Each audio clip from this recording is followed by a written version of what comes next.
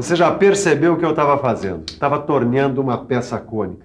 O que talvez você ainda não tenha percebido é o seguinte: existem duas maneiras de tornear peças cônicas. Uma delas é pela inclinação do carro superior, que você já viu numa das teleaulas passadas. A outra é pelo desalinhamento da contraponta. Na nossa teleaula de cálculo técnico de hoje, você vai aprender a fazer o cálculo do desalinhamento da contraponta. E vai aprender também a trabalhar com a conicidade percentual e com a conicidade proporcional. Preste atenção na nossa teleaula, que aí nenhum cálculo de desalinhamento da contraponta vai pegar você na curva. Como, aliás, quase aconteceu com o nosso amigo Tito, que trabalha naquela indústria mecânica.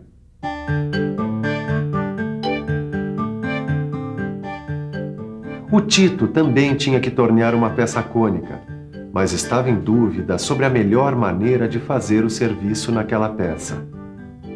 Pô, eu não consigo lembrar direito, mas eu já aprendi isso.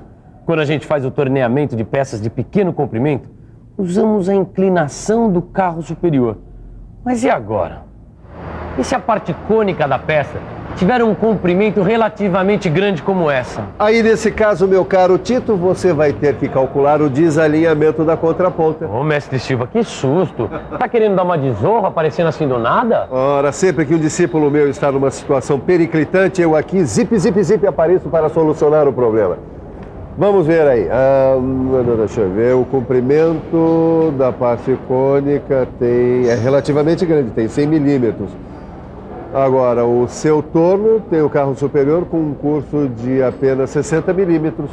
Quer dizer, por incompatibilidade de medidas aqui, Titão, nós vamos ter que usar a técnica do desalinhamento da contraponta. Nossa, bastante cabeluda essa palavra incompatibilidade, não é mesmo? Dicionário nela. Incompatibilidade. Aquilo que é incompatível quer dizer que não pode harmonizar. É o mesmo que inconciliável ou incombinável. Ok. Existe aqui no problema do nosso amigo Tito uma incompatibilidade de medidas. Por causa disso, o Tito vai precisar da técnica do desalinhamento da contraponta. E antes de mais nada, ele precisa descobrir qual a medida desse desalinhamento. Antes de fazer o cálculo, deixa eu explicar direitinho esse negócio de desalinhamento.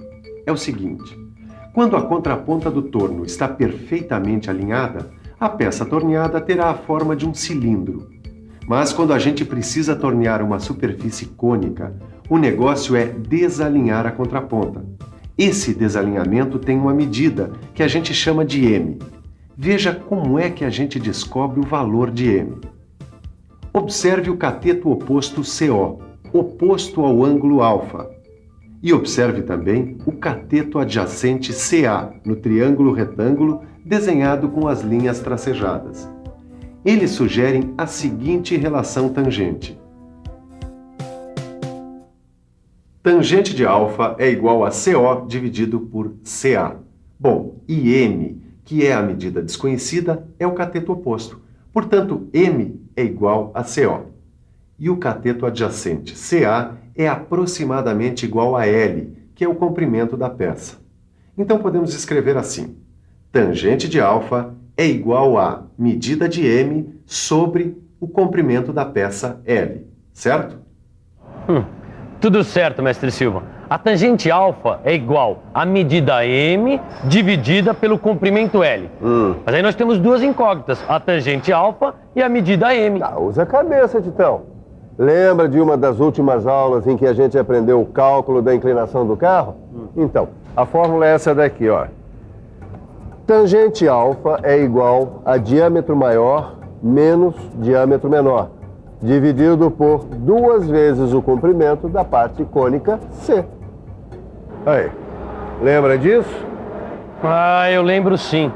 Quer dizer, é só a gente colocar no lugar da tangente de alfa esses dados aqui. Esse menino vai longe. Vamos pensar um pouco, que aí você vai aprender também. Vamos pensar um pouco. Se a fórmula para calcular a inclinação do carro é diâmetro maior menos diâmetro menor sobre 2C, E a fórmula para calcular o desalinhamento da contraponta é medida m sobre comprimento L? E se o que eu quero encontrar é o valor de m, então eu posso igualar as duas fórmulas, e assim eu vou ficar apenas com a incógnita m. Nós vamos descobrir a incógnita m agora, mestre Silva. Olha aqui, se m sobre L é igual a d maior menos d menor dividido por 2 vezes c, então, passando L para lá, temos que m é igual a d maior menos d menor vezes L sobre 2 vezes c. Então, Titão, marca aí os dados da questão. Toma nota.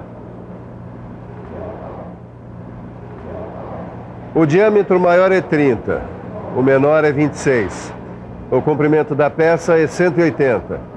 O comprimento da parte cônica é 100. E o m de medida é o que a gente quer descobrir. Agora ficou fácil. Eu mato essa rapidinho. A fórmula da medida a gente já tem. Então, colocando os dados nela, temos que m é igual a 30 menos 26 vezes 180 dividido por 2 vezes 100. Fazendo a conta entre parênteses, isso dá 4 vezes 180 sobre 2 vezes 100, que dá 200.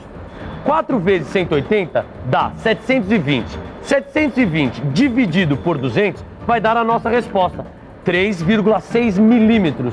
Esse é o valor da medida.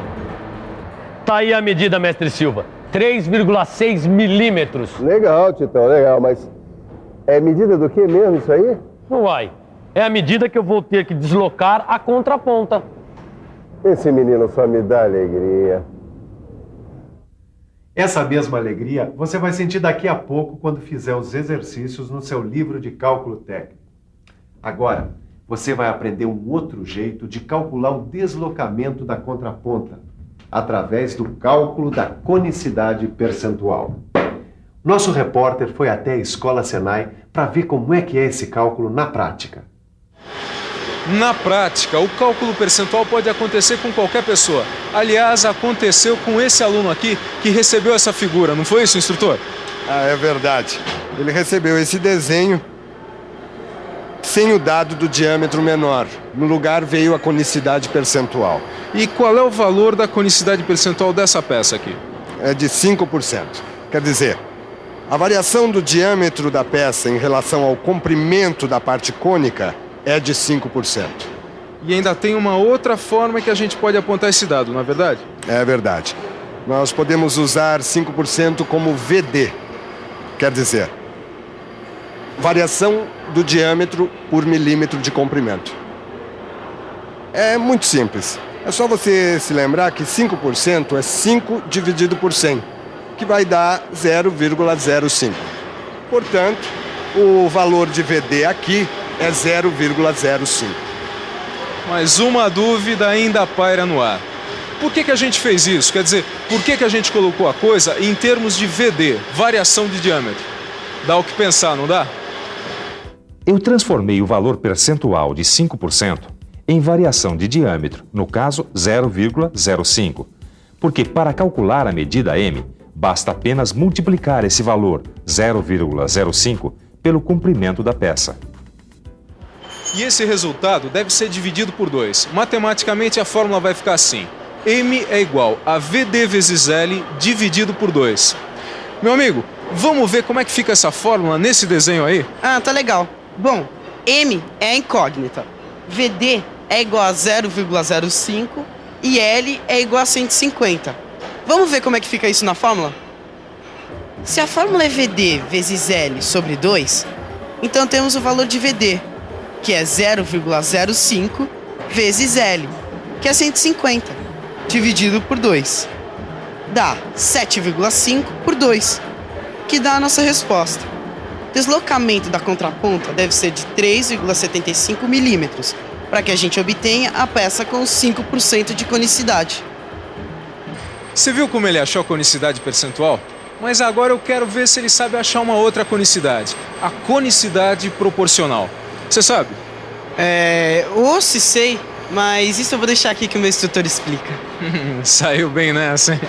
Bom, você pode obter a conicidade tanto pelo percentual do diâmetro da peça como pela proporção. Mas eu vou mostrar um exemplo. Veja os dados. Repare que aqui você tem a inscrição 1/50. Quer dizer, em vez do diâmetro menor ou do percentual de conicidade, você tem a razão 1/50. Esse dado se refere à conicidade proporcional. Ou seja, ele representa a variação proporcional do diâmetro da peça em relação ao comprimento do cone. Bom, mas agora eu vou deixar que meu aluno, mais uma vez, faça as contas. Deixa comigo. Bom, o VD será dado pela proporção, que é 1/50, o que dá 0,02. Vamos colocar a fórmula M igual a VD vezes L sobre 2, que é a mesma da conicidade percentual. Então temos M igual a 0,02 vezes 200, dividido por 2. Isso vai dar 4 sobre 2, que é igual a 2. 2 milímetros é o nosso resultado. Esse deve ser o deslocamento da contraponta, correspondente à conicidade proporcional, de 1/50. Bom, você já viu que o pessoal aqui tá afiado, né? E se você quiser ficar afiadíssimo, é só pegar o seu livro e praticar nos exercícios. Mas agora, a gente vai dar uma olhadinha em tudo que você viu na nossa teleaula. Vem aí a revisão. E atenção, se liga aí, que é hora da revisão. Na nossa teleaula de hoje, você aprendeu a fazer o cálculo do desalinhamento da contraponta. E aprendeu também como se faz os cálculos da conicidade percentual e da conicidade proporcional. Se eu fosse você, seguiria os conselhos do nosso repórter e praticaria direitinho naqueles exercícios que estão no seu livro.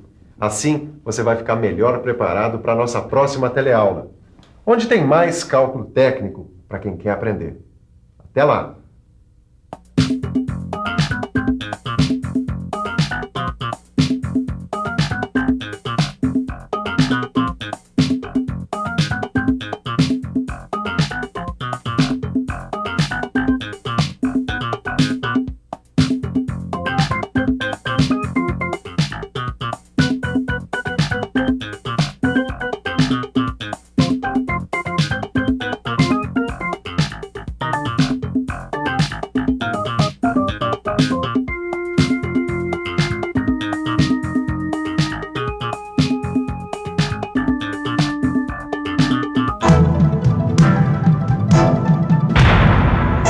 Telecurso 2000, um programa de educação do Sistema Fiesp e da Fundação Roberto Marinho.